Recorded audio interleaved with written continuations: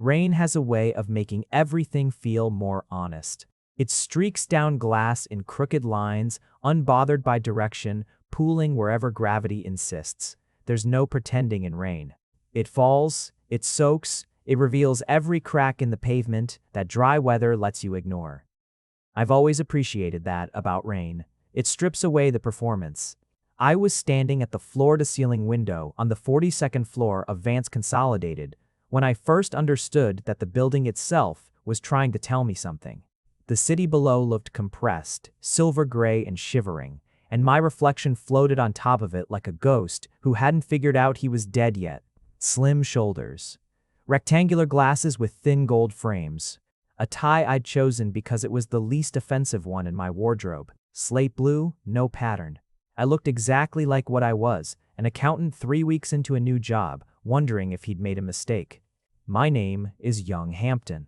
I'm 27 years old, and I am, as my secondary designation quietly insists every time my body decides to announce itself, an Omega. I don't lead with that. I never have. It's not the most relevant thing about me. More relevant, I graduated top of my cohort. I passed my CPA on the first attempt. I can read a balance sheet the way other people read a novel, with genuine pleasure, turning pages to see what happens next. Numbers don't perform. They don't flatter or manipulate. They simply are. I built my entire sense of safety around that fact, and it had served me beautifully for 27 years. Then Vance Consolidated offered me a position, and I said yes, and everything that I thought I understood about safety quietly packed its bags. Mr. Hampton? I turned away from the rain. My supervisor, a sharp-featured woman named Delphine Marsh, who wore her hair in a silver bun so severe it looked structural, was standing in the doorway of the conference room. She had a tablet in one hand and the particular expression of someone delivering news they find personally inconvenient. The CEO wants the Q3 reconciliation on his desk by end of day. He moved the deadline. I checked my watch. It was 2:15 in the afternoon. It was due Friday. It's due today. This was the third deadline shift in 3 weeks. I was beginning to understand that at Vance Consolidated, timelines were less like schedules and more like suggestions that the CEO entertained briefly before discarding. I'll have it done. Delphine gave me a look that might have been appreciation, or might have been the expression you give someone stepping into traffic. He may want to review it with you personally. The way she said personally carried a weight I didn't yet have the context to unpack. I nodded, gathered my laptop from the conference table, and went back to my desk. I want to say I wasn't nervous. That would be a lie. But the nervousness was professional, the ordinary tightening of someone who has pride in their work and doesn't want to present anything that isn't perfect. I told myself that's all it was. I told myself that for another hour and 45 minutes while I cross-referenced figures and reformatted 2 reporting columns that had been entered inconsistently by whoever held this position before me. I found 3 discrepancies in the subsidiary accounts that hadn't been flagged. I flagged them, annotated them, and attached a memo. By 4 o'clock, the reconciliation was cleaner than the original data deserved. By 4:15, I was standing outside the executive suite on the 44th floor, holding a printed copy in a folder because I'd learned that Peter Vance, CEO Alpha, rumored to be approximately as warm as the marble in his lobby, preferred physical documents when reviewing numbers. His assistant, a composed young man named Garrett who moved with the efficiency of someone who had learned to anticipate rather than react, nodded at me and pressed a button on his desk. Hampton is here with the Q3 reconciliation. A pause. Then a voice came through the intercom that did something to the air in the room. Not loud, not sharp, just present. Occupying space the way a stone occupies water, displacing everything around it without effort. Send him in. I adjusted my glasses, straightened my tie, reminded myself that I was a professional with demonstrably excellent work in the folder I was holding, and that none of the biological responses currently registering in my body were relevant to this meeting. The door was heavy. Mahogany, I thought, or something trying hard to be. It swung inward without resistance, and I stepped into the office of Peter Vance. The first thing I noticed was the size. Not ostentatious. There was no fountain, no chandelier, nothing that announced wealth through volume. It was large, the way a clearing in a forest is large, because everything unnecessary had been removed. A long desk of dark wood. A wall of windows identical to the one I'd been staring at an hour ago, but positioned so the rain seemed to be performing specifically for whoever sat at that desk. 2 chairs facing it. Bookshelves on one wall that held actual books, not decorative spines. A single plant in the corner, green and thriving, which told me someone in this room paid attention to things that required consistent care. The second thing I noticed was Peter Vance. He was standing, not sitting, which I hadn't expected. Tall. Significantly taller than me, which is not a difficult achievement given that I'm 5'8", but the quality of the height was particular. It wasn't the height of someone who'd simply grown. It was the height of someone comfortable taking up space. He had dark hair, slightly longer on top, pushed back with the carelessness of someone who either didn't care or cared enough to make it look like he didn't. Strong jaw. A dress shirt with the sleeves rolled to the elbow in a way that suggested the formality of the rest of his appearance was an accommodation, not a preference. He was looking at me. Not the way people usually look at an accountant they've summoned. Not with the dismissive scan of someone awaiting a human extension of a spreadsheet. He was looking at me the way you look at something that appeared unexpectedly in a place you thought you knew. I crossed the room and extended the folder. The Q3 reconciliation. I also found 3 discrepancies in the Meridian subsidiary accounts that weren't caught in the original review. I've documented them with annotations in the attached memo. He took the folder. His fingers didn't brush mine. I noticed this specifically because some part of me that I was already annoyed at had been bracing for it. "Sit down, Mr. Hampton." I sat. He remained standing for a moment longer, reading the first page of the reconciliation with the focused attention of someone who actually understood what he was looking at, which was more than I'd expected, then moved around the desk and settled into his chair with the unhurried ease of a man who has never rushed in his life. The room smelled like him. I became aware of this the way you become aware of a sound that's been present for several minutes before you consciously register it. Cedar. Something darker beneath it. The particular compound of scent that an alpha's body produces when in a resting state, not territorial, not aggressive, just present. I breathed through my mouth and focused on the folder in his hands. "You've only been here 3 weeks, Peter Vance said. Not a question. He was still reading. Yes. And you found 3 discrepancies the previous accountant missed over a 6-month period. Ah, the reporting inconsistency made them easy to overlook. I reformatted the subsidiary columns, which made the variance visible." He turned a page. A full minute passed in silence that I refused to find uncomfortable. I watched the rain instead.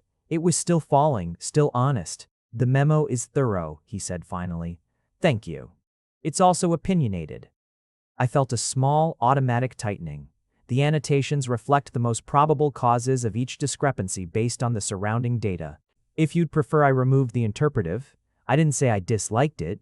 He looked up then, and I met his eyes for the first time at close range. Dark brown, almost black in the low afternoon light.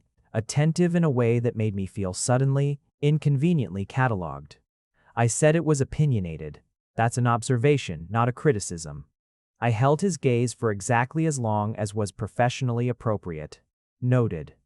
Something moved at the corner of his mouth, not quite a smile, a noticing. "I'll have questions about the Meridian figures on Thursday. Clear your afternoon." It wasn't a request. I was already learning that with Peter Vance, most things weren't. "Of course." I stood. He returned to the document. I made it to the door before his voice reached me again, and there was something in the delivery, unhurried, unperformed, as if the thought had simply materialized, and he saw no reason not to say it. "Good work, Mr. Hampton." I didn't turn around. "Thank you, Mr. Vance." I walked back to the elevator, pressed the button for the 42nd floor. and spent the ride down doing something I have rarely in my professional life needed to do, convincing myself that the warmth in my chest was satisfaction about the quality of my work and nothing else. I was mostly successful. Chapter C. Thursday's meeting lasted 3 hours. I had expected 40 minutes, maybe an hour. Peter Vance had questions the way some people have hobbies, with depth, with genuine interest, with a willingness to follow a thread wherever it led, regardless of where he'd expected it to go. He understood the numbers. Not in the superficial way of an executive who's been briefed on what to ask, but in the foundational way of someone who had learned finance from the ground up and never stopped paying attention. I found this, against my better intentions, genuinely exciting. We sat across from each other at his desk with my laptop open and the physical report between us, and somewhere in the second hour, the dynamic shifted without either of us acknowledging it. It stopped being a review meeting and became a conversation. He pushed back on my interpretation of the meridian discrepancy. He thought it was a timing error in the reporting cycle. I thought it was a miscategorization of an intercompany transfer. And I pushed back on his pushback with the footnote evidence, and he read it and was silent for a moment and said, "You're right," flatly, without qualification, without the usual masculine diplomatic maneuver of agreeing while implying he'd been thinking the same thing all along. It startled me enough that I said the first unfiltered thing that had occurred to me in 3 weeks at this job. "You actually read footnotes." He looked at me over the report. Where else would the truth be? I looked at him. He looked at me. Something passed between us that I categorized, filed, and immediately locked in a drawer labeled "not relevant to employment." "I'll have the corrected figures to Delphine by Monday," I said. "Bring them to me directly." "That's not," I paused. "That's not standard process. Delphine coordinates all." "I'm changing the process for this account. The Meridian situation is sensitive. I want a direct line on the revisions." His tone was even. No inflection that would let me call it anything other than operational. "Is that a problem?" It wasn't a problem. It was, specifically, the opposite of a problem in a way that was itself a problem. "No," I said. "Of course not." I packed up my laptop. He walked me to the door, which also wasn't standard, and which I told myself was simply the behavior of a man with good manners. And as I stepped into the hallway, he said casually, as if it were an afterthought, "Do you eat?" I turned. "I'm sorry?" "Dinner. Do you eat it? I find I think better about financial problems when I'm not hungry, and we didn't finish the Meridian discussion." I stared at him. He looked back at me with the same even attention he'd given the footnotes. Not performing casualness, not angling, simply waiting for an answer to a question he'd asked. "I eat dinner," I said slowly. "Yes. There's a place 2 blocks from here. Quiet. We can finish the conversation." Every sensible, professional, self-preserving instinct I possessed convened an emergency meeting inside my chest and voted unanimously against this. I thanked them for their input. "All right," I said. The restaurant was everything he'd said it was. Quiet, small, lit with the amber patience of a place that understood people came here to talk. "We got a table in the back." He ordered without looking at the menu, which meant he came here often, which meant this was something he did. Brought people here probably. Work dinners, important conversations. I was one of many. I held that thought deliberately, like a paperweight, to keep other thoughts from lifting. We finished the Meridian discussion in 20 minutes. We stayed for 2 hours. I'm not sure exactly when the conversation left the territory of Vance Consolidated's financial structure and entered somewhere else. It happened the way rain begins sometimes. You're dry, and then gradually you're not, and you can't identify the precise moment the sky opened up. We talked about the nature of accounting as a discipline, about the difference between numbers that describe and numbers that predict. He had opinions about this that surprised me. He thought most financial modeling was a form of controlled storytelling, that the models that worked best weren't the most accurate representations of reality, but the most useful fictions, frameworks that helped people act. I disagreed. I thought the value was in the precision that a useful fiction was still a fiction, and that the moment you prioritized narrative over accuracy, you'd started down a road that ended in the kind of creative accounting that people went to prison for. He laughed at that. Not the polished, social laugh of a man in a suit in a restaurant. A real one, brief and sudden, like he'd been caught off guard. "You're very serious," he said, not unkindly. "Numbers are serious. Do you apply that philosophy to everything?" I considered the question instead of deflecting it, which was the first sign I'd let my guard down somewhere I hadn't noticed. "Most things. I find it easier." He was quiet for a moment, turning his glass slowly on the tablecloth. "Easier than what?" "Than the alternative." He didn't push. That was the thing about Peter Vance that I was beginning to understand. He was the kind of man who asked questions and then gave you the full weight of his attention for the answer, but didn't dig when you offered less than everything. He seemed to understand that some things are given, not taken, that the offering mattered. I found this, in a way I was not prepared for, devastating. We left the restaurant at 8:30. He walked with me to the corner where my subway entrance was. It was still raining. It seemed to have committed to the bit. And neither of us had an umbrella. And somehow, this felt less like an inconvenience and more like the city's way of briefly dissolving the careful distances people maintain. "This was useful," I said. "Professional language, safe ground." "Yes," he agreed. And then, with the same uncomplicated directness he'd applied to footnotes and dinner reservations and the question of whether I ate, I'd like to do it again. I looked at the rain. I looked at him. In the wet amber light of the street, with his shirt slightly damp and his hair doing something more genuine than its usual controlled arrangement, he looked like a man rather than a position. That was the danger. That was the precise point at which I should have said something measured and retreated to the safety of the subway. "We can schedule something through Garrett," I said. He looked at me for a long moment. Something moved in his expression. Not disappointment exactly. Recognition. As if I'd confirmed something he'd been considering. "Through Garrett," he agreed. "Good night, Mr. Hampton. Good night, Mr. Vance." I went down the stairs into the warm, honest underground, and I stood on the platform with water on my glasses and my heart doing something that the numbers in my head could not account for. And I tried very hard to care about that. I failed. The next month was professional. Rigorously, deliberately, sometimes exhaustingly professional. I brought reports to the 44th floor. I attended meetings. I corrected the remaining inconsistencies in the subsidiary accounts, discovered that the previous accountant had been running a very creative expense classification system that needed to be quietly dismantled, and presented my findings to Peter in a series of documented memos that were always sent through proper channels. He accepted them, asked questions via email, scheduled follow-ups through Garrett, did not suggest dinner again. The restraint was mutual and enormous and tiring in the specific way that things requiring constant maintenance are tiring. I told myself this was correct. This was the appropriate dynamic. I was his company's accountant. He was the alpha CEO of a corporation I'd spent 3 weeks stabilizing from a financial recording standpoint. The professional hierarchy alone was reason enough to maintain distance. And then there was the other thing. The thing I'd been managing since I first walked into his office, and the air changed without my permission. I am an omega, as I've said.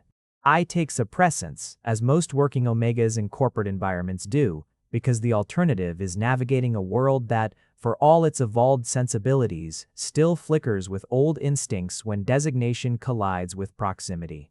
The suppressants manage the biological calendar, flatten the peaks that would otherwise inconvenience a career. I've been on them since I was 20. They work. They have always worked. They working. But working isn't the same as invisible. The awareness of Peter Vance, the specific, particular gravity of him in any room I occupied, persisted beneath the suppression like a signal running on a separate frequency, not overwhelming, not actionable, just there. A constant low-grade awareness that I carried the way you carry, a sound you can't identify but can't stop hearing. I managed it.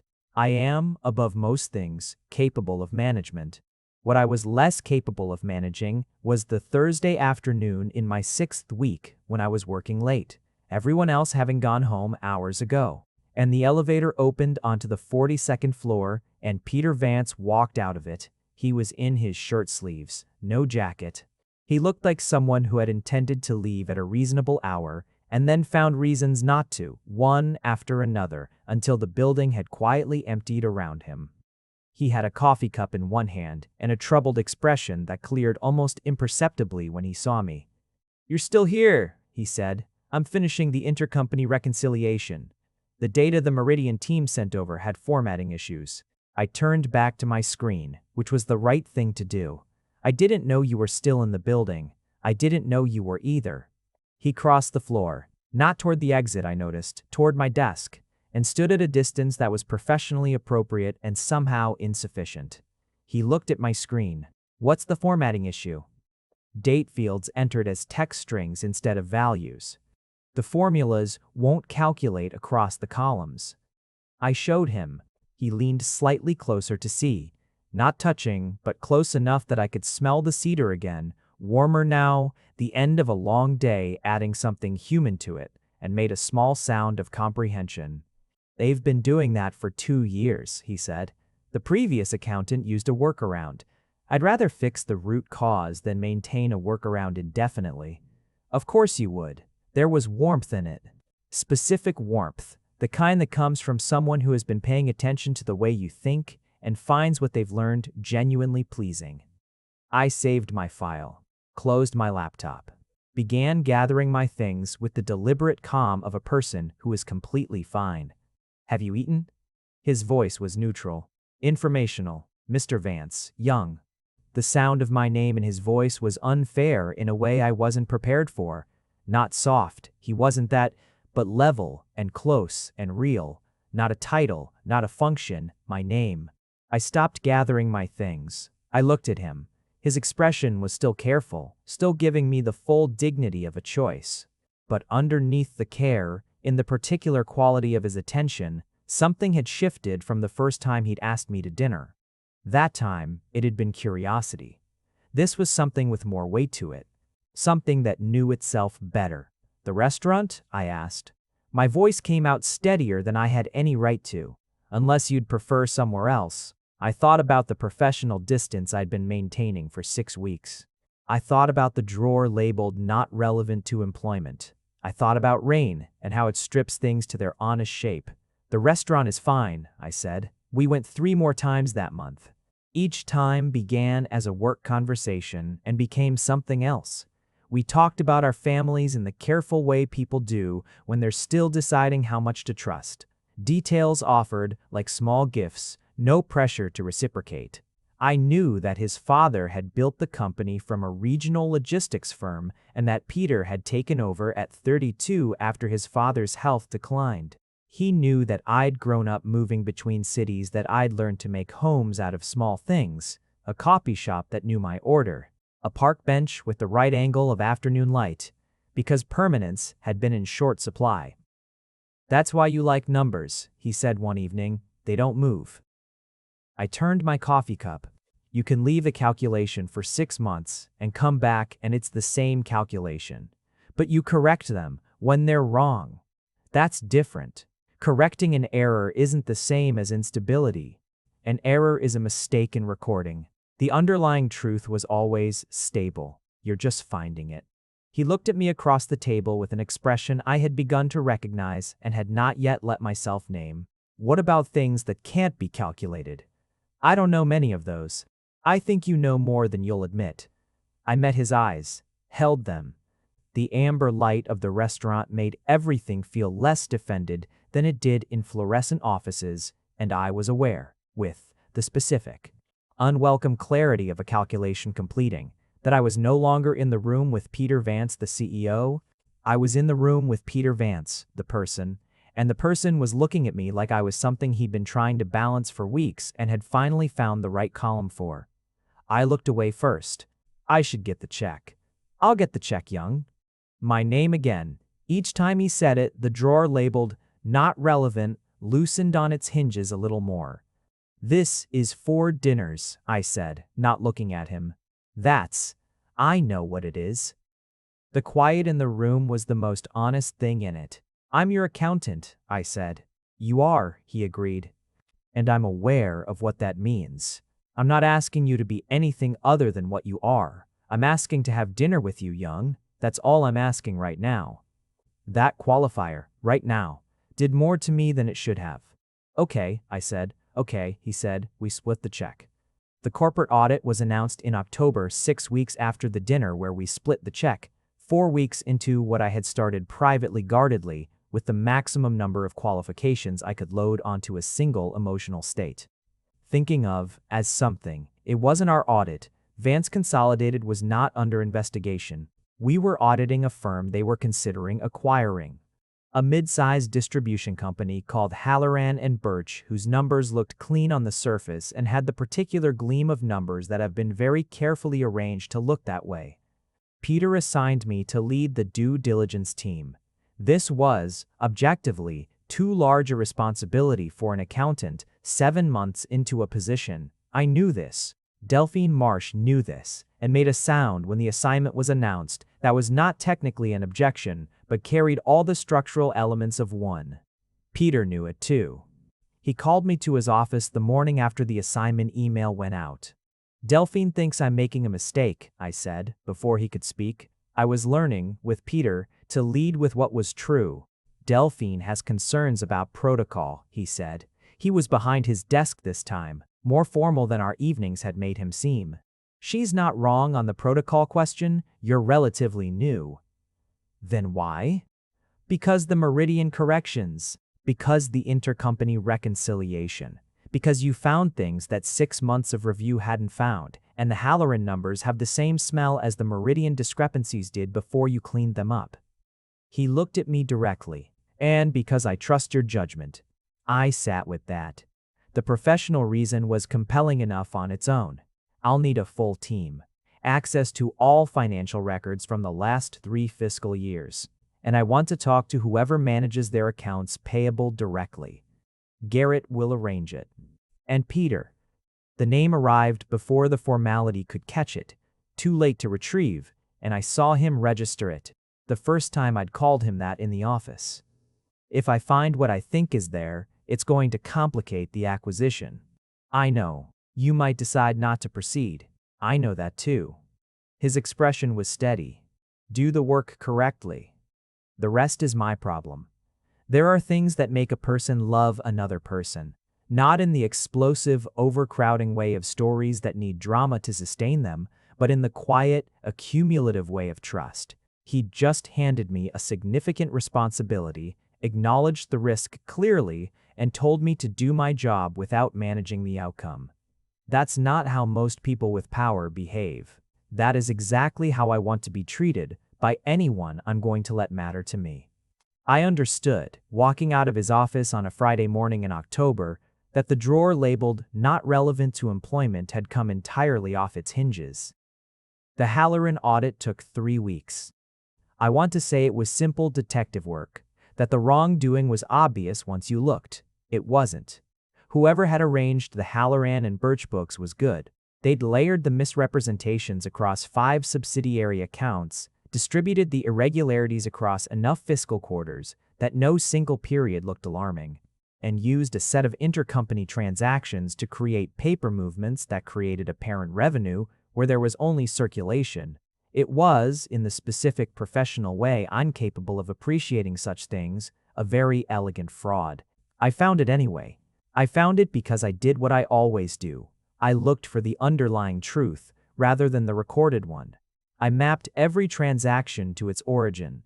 I traced every revenue figure to a physical contract or invoice. I sat in a conference room at Halloran and Birch for 16 days and called their accounts payable manager 4 times and read 3 years of bank reconciliations until the pattern became visible in the way that patterns always eventually do, not all at once, but like a face you've been looking at too long that suddenly resolves from noise into features.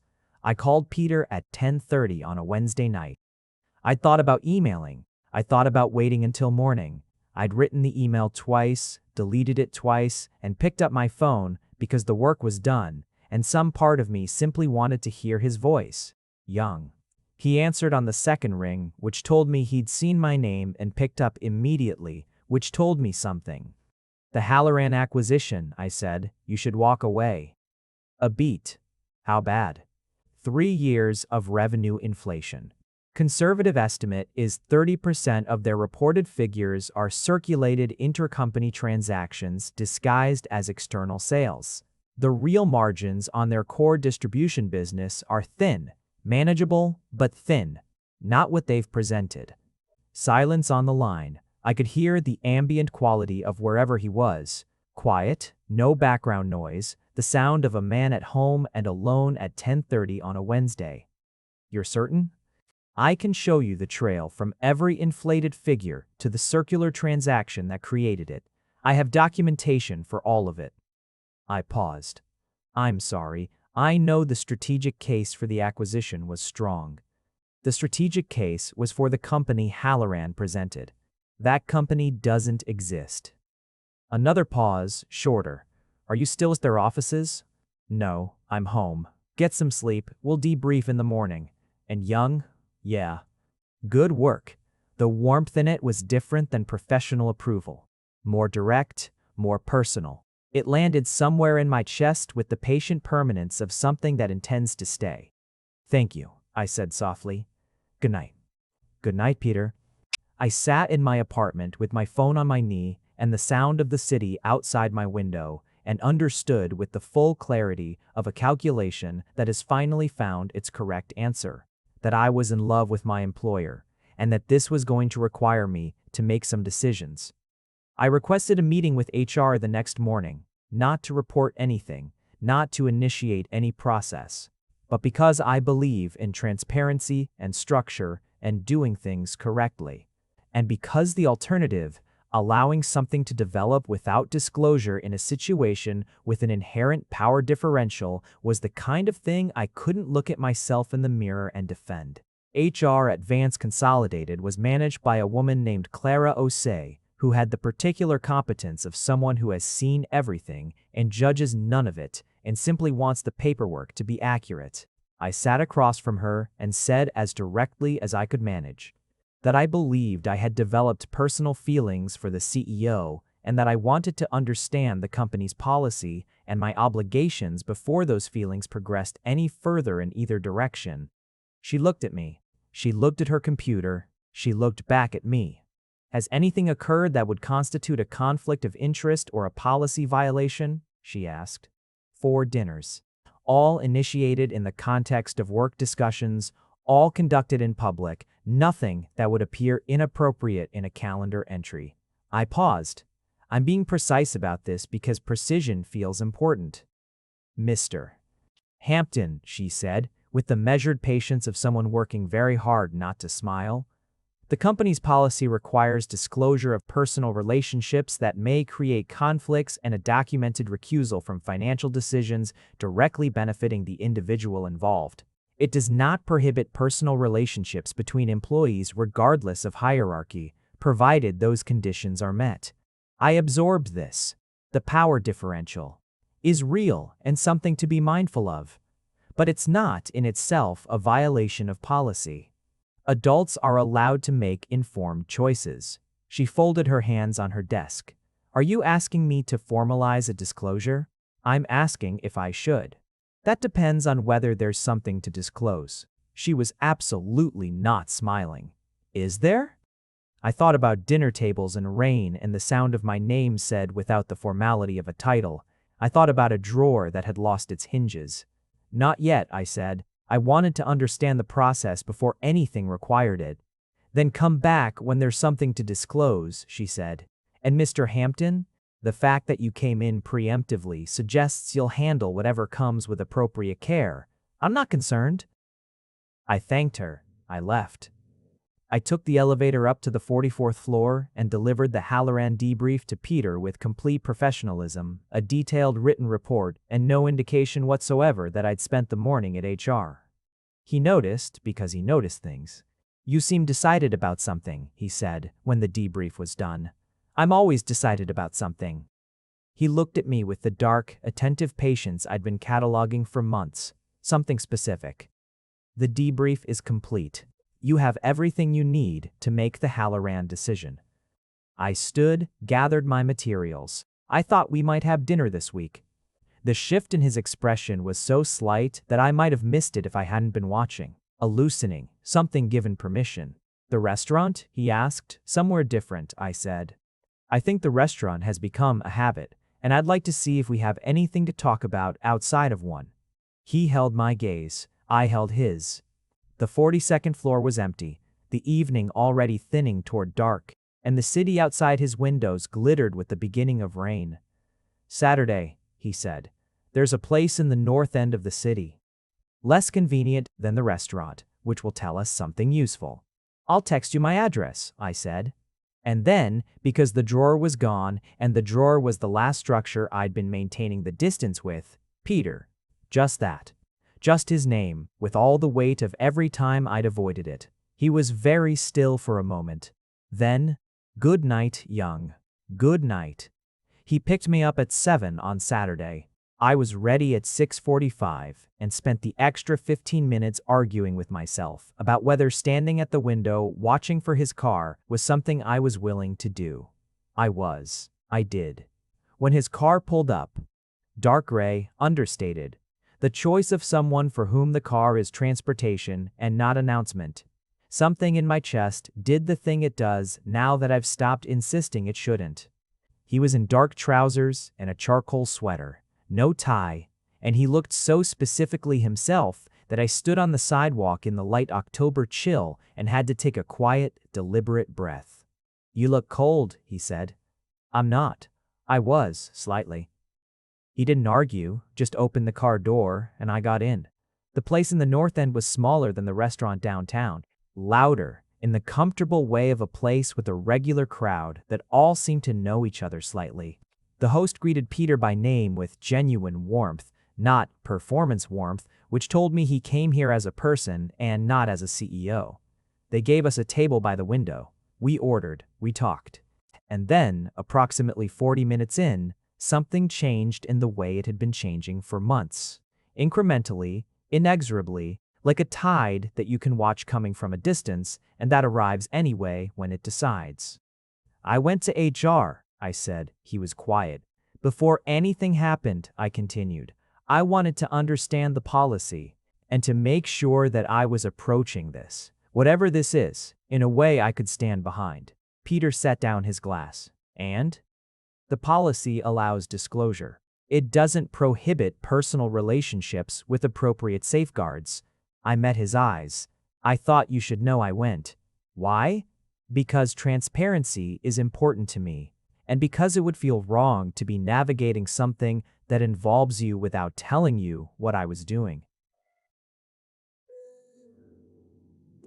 He was watching me with an expression I'd seen glimpses of before, but never at this proximity, and never while it was so fully directed at me, something careful and warm and honest. The expression of a person who has not allowed themselves many things and is deciding whether to. I've been very careful, he said, not to make you feel pressured. I know. The dinners, the way he paused, chose the precision carefully. I was aware of the weight of my position. I didn't want to use it. You didn't, I said.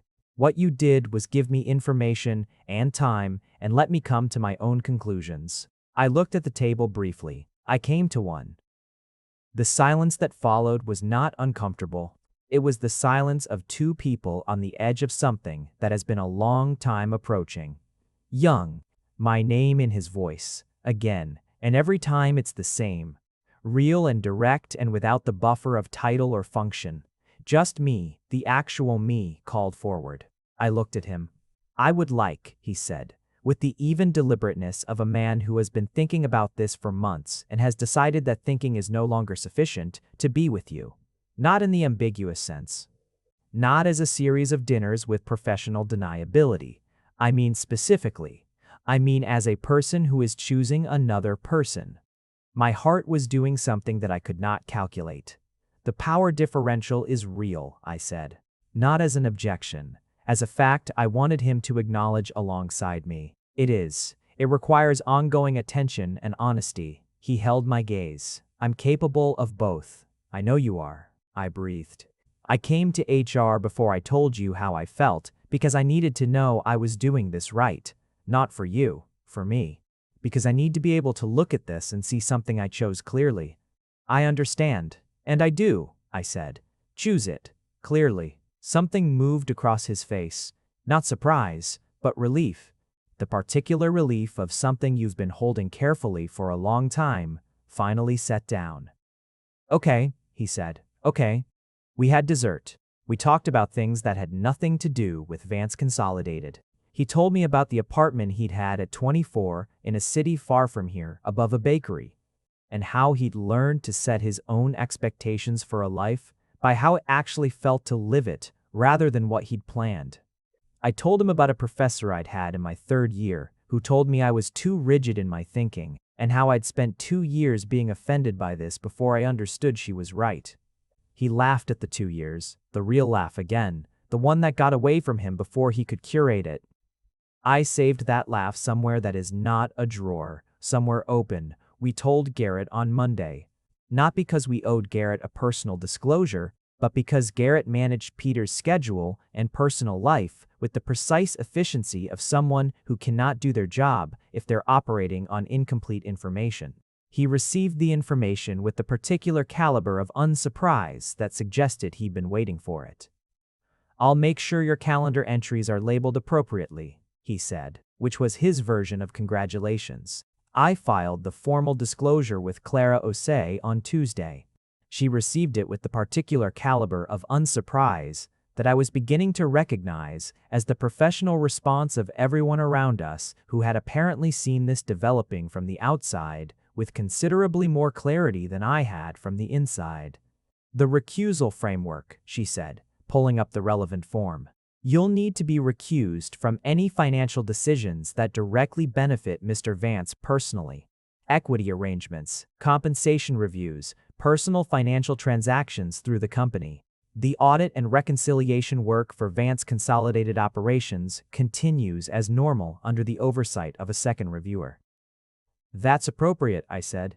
Delphine Marsh will serve as the second reviewer on material decisions. I thought about Delphine's expression when Peter had assigned me to the Halloran audit. She's going to be delighted. Clara Osei did not smile. She had excellent professional discipline. She's thorough. That's the requirement. The recusal framework was, in the specific language of the documentation, a conflict of interest management protocol. In practice, it was simply the structure that made the choice I'd made into one I could defend. Not just to myself, but to anyone who needed to examine it. This matters to me. I know some people find this kind of procedural carefulness excessive in matters of the heart. I find it clarifying. The work of love shouldn't require you to compromise who you are. If it does, something has gone wrong in the foundation. The foundation, in this case, was solid.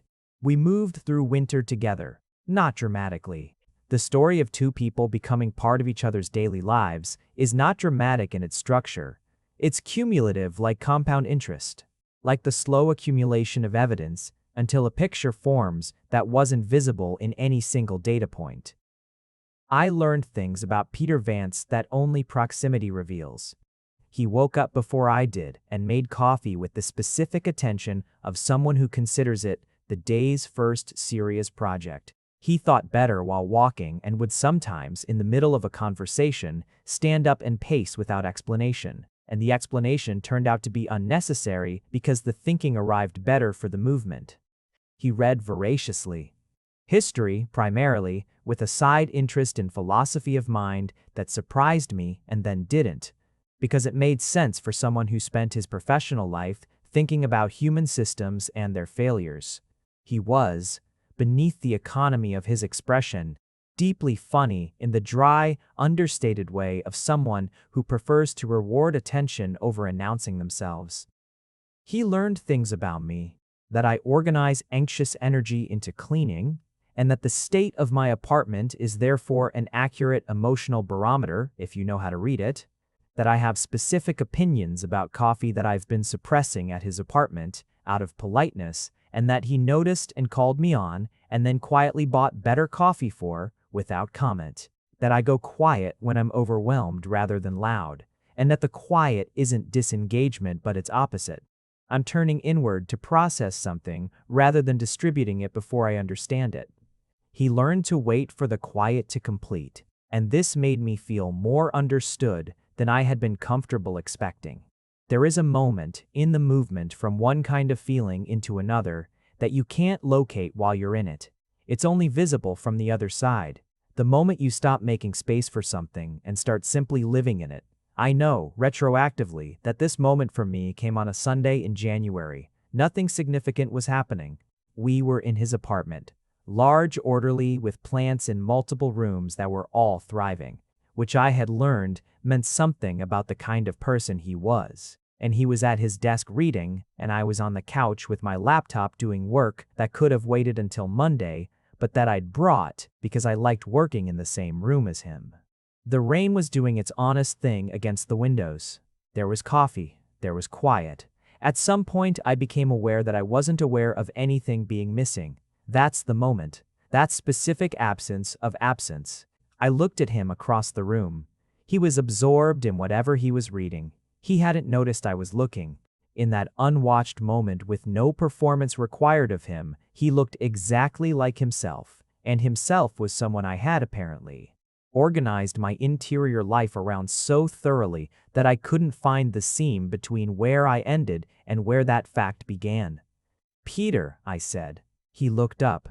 I didn't know how to say any of it. I am better with numbers than with declarations. I know how to document a truth, but not always how to speak it to the person it concerns.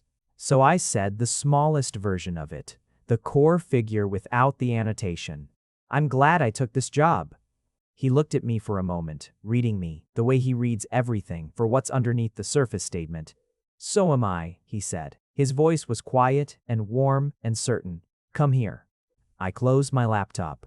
I crossed the room. I sat beside him, and he put his arm around me, and I leaned into the solid fact of him. And the rain kept going, and the city kept its business, and inside that room, we kept ours. Spring came with the particular insistence of springs that had been waiting through a long winter. The city turned green in patches, then all at once. I started walking to the subway instead of taking the bus because the air was worth being in. I should tell you about the thing I didn't tell anyone. I don't mean I kept a secret. I mean, there was an internal experience I didn't narrate to the outside world because I was still completing the process of understanding it myself, and the understanding needed to happen in privacy before it could survive conversation. The thing was this: somewhere in the months of this, I had stopped taking the suppressants. Not suddenly, not carelessly. My doctor and I had been discussing it for over a year, since before Vance Consolidated, since before Peter. Because the health case for long-term suppression had been something I'd been reassessing, and that reassessment had been waiting for a life that felt stable enough to allow for the transition. The timing with Peter was coincidental in its literalness and inevitable in everything else. I had a stable job I was good at. I had a private life I had deliberately chosen. I had, for the first time and longer than I could trace, a reason that wasn't fear. Fear had been the engine under the suppressants from the beginning, not medical necessity. I was healthy, my cycles were manageable, the suppressants were a professional accommodation I'd made when I was 20 and terrified of what being visibly omega in a corporate environment would mean. 20-year-old me had been right to be cautious. 27-year-old me, sitting in his doctor's office in March, was ready to reassess. The transition period took 6 weeks. My doctor monitored it. There were adjustments. There were 2 weeks of being more tired than usual, and 2 days that were difficult in the specific way that hormonal recalibrations are difficult, which I managed at home with tea and poor television choices and the grateful solitude of a weekend. I told Peter in April. Not because I had to, because I don't want secrets from him, even the private process kind, once the process is complete and there's something to actually say. We were making dinner in his apartment. This had become one of our regular Sunday things, the collaborative production of a meal, which I'd found I liked more than I expected, given that cooking involves the kind of imprecision I don't naturally gravitate toward. He'd found that I was better at prep work than assembly, that I liked the part that required exactness, and we divided the labor accordingly, and this division had become its own small language. I was chopping something. He was at the stove. I set it to his back because some things are easier said to a person who isn't looking at you. I've been off suppressants for 6 weeks. The sound from the stove continued for a moment. Then he turned. His expression was the careful one, processing, not reacting. I didn't know you were transitioning. I didn't tell you while I was in the middle of it. I needed to do it as my own thing first. I set the knife down. I wanted to tell you now. How are you? He asked. Not what does this mean, not how does this affect us. How are you? Good, actually. Better than the suppressants in most ways. Clearer. I met his eyes. I'm telling you because it's relevant to us, and I don't want relevant things to be gaps. He crossed the kitchen. He stood close to me. The cedar warmth of him, undiluted now by the pharmaceutical buffer I'd been carrying for years, landing in my senses with a clarity that was newly significant.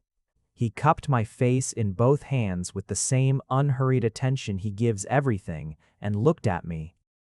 I'm glad you're clearer, he said. And I'm glad you told me. Oh, there will be, I said carefully, periods. In terms of the omega cycle, things I'll need to manage, things we'll need to navigate together. I know. His thumbs moved slightly against my jaw. I'm not afraid of your biology, young. I never was. I know you weren't, I said, but I was afraid for you of it, and now I'm not. He kissed me, deliberate and warm, and present in the way that Peter is always present, not performing tenderness but actually inside it, fully, without reservation. Behind us, something on the stove made a sound that suggested it had opinions about our timing. We ate dinner later than planned. It was excellent anyway. Summer in the city is a different kind of honest than rain. Rain is private honesty, interior, revealing. Summer is public honesty. The city opens up. People stop pretending they're not affected by weather, stop maintaining the composed removal of cold weather existence, start appearing on every bench and stoop and stretch of grass as themselves, tired, happy, loud, slow. All the things they'd been containing all winter. I've never been good at the public version. I'm a private person in most of my expressions, and summer is an extrovert season. But that summer was different in the way most things were different, which is to say, less defended. I sat on park benches. I had lunches outside. I walked instead of rushing. I let the air do what it wanted. Peter and I had settled into something that I find difficult to describe. Briefly, because it requires what I've come to understand is the correct unit of measurement for a relationship, not moments, but patterns. The pattern of Sunday dinners and Saturday mornings. The pattern of him sending me articles about topics we discussed, without annotation, because the sharing was the point. The pattern of me leaving a copy of my current reading at his apartment, and him actually reading it and reporting back with views that were sometimes aligned with mine and sometimes not. And the sometimes. Not being exactly as interesting as the sometimes, yes. The pattern of the particular silence that we'd found together. The kind of silence that is full rather than empty, that contains a person rather than the absence of one. There was a meeting in July where an external consultant questioned my work on the annual report, suggested that the reporting methodology I'd used for the subsidiary accounts was non-standard in a way that implied error. I presented my documentation. The consultant's argument fell apart on its own merits, factually, within about 10 minutes. Afterwards, in the hallway, Peter appeared from wherever he'd been. He'd been in the meeting, I'd been peripherally aware of his presence, but he'd said nothing throughout, and walked beside me in silence for a moment. You didn't need my help, he said. I never said I did. I know, he glanced at me. I'm noting it, because it's relevant. What's relevant about it? That you never looked to me to rescue you, that you'd be furious if I tried. This was true. Most people wouldn't note that approvingly. Most people haven't thought about it, he said. I have. I considered him. You thought about what kind of person you wanted before you knew it was going to be me. Yes, he said simply. We walked the rest of the way in that full, comfortable silence. In August, the acquisition offer came, not from Vance Consolidated making an acquisition, an offer to acquire Vance Consolidated, a larger conglomerate with significant infrastructure holdings, had been quietly assembling a position and made a formal approach with a number attached to it that required, in Delphine Marsh's words, very serious consideration. The number was significant, genuinely significant. The kind of number that changes the nature of a decision rather than simply informing it. I was, due to the recusal framework Clara Osei and I had established, appropriately distanced from the financial analysis of any deal that would directly impact Peter's equity position. Delphine led the assessment. I reviewed the elements that concerned the broader organizational structure and accounting treatment, with independent oversight, and kept my personal reactions to the private file of my own mind. Peter told me about the offer at home, not at work. He sat across from me on the couch with the particular stillness of someone who has been sitting with a problem long enough that the sitting itself has become part of the processing. What do you want? I asked. The company is what my father built, and what I built on top of what he built. He looked at his hands, then at me. But a company isn't what I want. I waited. What I want, he said, doesn't require a corporation. That's a significant change in what you're optimizing for, I said. Yes, he met my eyes. It is. I thought about the math of it, about numbers that describe and numbers that predict, about the fact that what he was saying, under the measured language, was that I had changed the calculation, not because he'd lost something, but because he'd found something that adjusted the priority order. Don't decide because of me, I said. I'm not deciding because of you. I'm deciding with clarity about what matters, which you helped me find. Those are different things. He leaned forward, elbows on his knees, and looked at me with the directness that has always been the most characteristic thing about him. You didn't make the choice for me. You made me capable of making it more honestly. I absorbed this. Outside the window, the August heat pressed against the glass, and the city hummed with its summer business, and in the middle of all of it, I felt the specific large, quiet thing that I have come to recognize as the feeling of a life that fits. What are you going to do? I asked. Think, he said. Talk to the right people, then decide. A pause. What do you think? He was asking. Not for my professional assessment, for my actual opinion, as the person who knew him best, on a decision that would fundamentally reshape what his life looked like. I thought about it honestly. I think you built something that worked, I said, and I think you're capable of building other things that work. And I think the right question isn't what to do with this company, but what you want the next 20 years to look like. I held his gaze. What does that look like? The expression that crossed his face was the most open I'd seen it. Unguarded, the way a person is when they stop performing even for themselves. Smaller, he said. More chosen. More. He stopped. More like this. I reached across and put my hand over his, which I know sounds simple and is simple, and also contains in its simplicity approximately everything. Then you have your answer, I said. He turned down the acquisition. Not immediately. He spent 6 weeks doing exactly what he'd said, thinking, talking to the right people, looking at it from every angle with the rigorous care that he applies to everything that matters. At the end of 6 weeks, he sat in his office with the formal response and wrote a letter that I never read, but that Garrett told me was, characteristically, 3 paragraphs. He restructured the company instead. Smaller, more focused, divested from 3 divisions that had been legacy holdings from his father's era, rather than active strategic choices. The restructuring required a great deal of accounting work. The accounting work was excellent. I'm telling you this because I'm allowed to be proud of it. Delphine Marsh told me, in the particular clipped way of someone who has decided to offer something and finds the offering mildly inconvenient, that my work over the year had been the kind of thing that didn't come along often. I thanked her. She nodded. This was, in the language of Delphine Marsh, the equivalent of a speech. In the fall, I was promoted. It was handled through the appropriate channels, with appropriate independence, reviewed by the board's compensation committee, and documented in a way that held up to the scrutiny I knew it would receive given the relationship on the other side of the org chart. My new role was Chief Financial Officer. It was the right role for what I'd been doing. The title finally caught up with the work. Clara Osei updated the disclosure documentation. Delphine Marsh remained as second reviewer on specific matters, which she seemed, if pressed, to find professionally satisfying. Garrett reorganized some calendar entries. The machine of appropriate process did its appropriate work, and at the end of it I had a new nameplate on a new office 3 floors down from the 44th. And the job was the same job it had always been, and I was exactly where I was supposed to be. The day the promotion was announced, Peter called me just after 5. "Congratulations, young."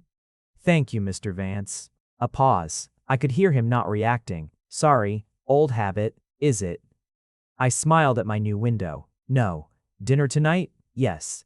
I was already reaching for my coat. "The restaurant?" "Actually," he said, with the specific, unhurried warmth that I have been accumulating evidence of for over a year now, and that has not in any instance disappointed me, "I thought we might stay home." Home. He said it without weight, without announcement, as a fact of a shared life rather than a declaration. The way you say it when it's simply true. "Yes," I said. "Home. There's a calculation I've been thinking about. Not a work calculation. Those I make all day, and they're satisfying in their ways, but this one is personal. It's an attempt to account for how a year, and some months, translates from a series of events into a life. Here's what I have. 1 position accepted in a company I'd evaluated carefully for financial stability. 3 discrepancies found in the Meridian subsidiary accounts. 4 dinners that were about more than work but maintained the language of work while we figured out what we were doing. 1 visit to HR that I made before anything required me to, because I needed to know I was doing things right. 6 weeks of hormonal recalibration, and 2 bad days, and 1 improved version of myself on the other side. 1 acquisition offer declined, 1 restructuring completed, 1 promotion earned and documented and reviewed by the appropriate parties, and 1 specific person across the room or across the table or beside me in the comfortable silence of a life we've stopped describing as developing and simply live in, who looked at my footnotes and called my name and asked me if I ate dinner and waited without pressure for me to catch up to what was already true. The numbers add up. They always add up if you find the right way to look at them. That's the thing about underlying truths. They don't change because you miscategorize them, or fail to see them, or protect yourself carefully from the inconvenience of them. They persist. Patient, stable, indifferent to your management of them. The underlying truth, in this case, is that I walked into a building in the rain and found someone who reads footnotes. And the footnote, the truth under the surface of everything, is that I was never just an accountant. And he was never just a CEO. And what we built, between the balance sheets and the dinner tables and the honest silences, is something that belongs in neither category and does not require one. Some things cannot be calculated. I said so once, to a question about things that resist numbers. Peter told me I knew more of them than I'd admit. He was right, he usually is. I'm working on being more comfortable with that. If you made it to the end, you're my kind of person. Leave a subscribe, comment down your favorite part of the story, and if you want early access to videos, exclusive content, or just want to support the channel, make sure to join our Patreon, link is in the description. Even 1 member genuinely means the world to me. See you in the next one.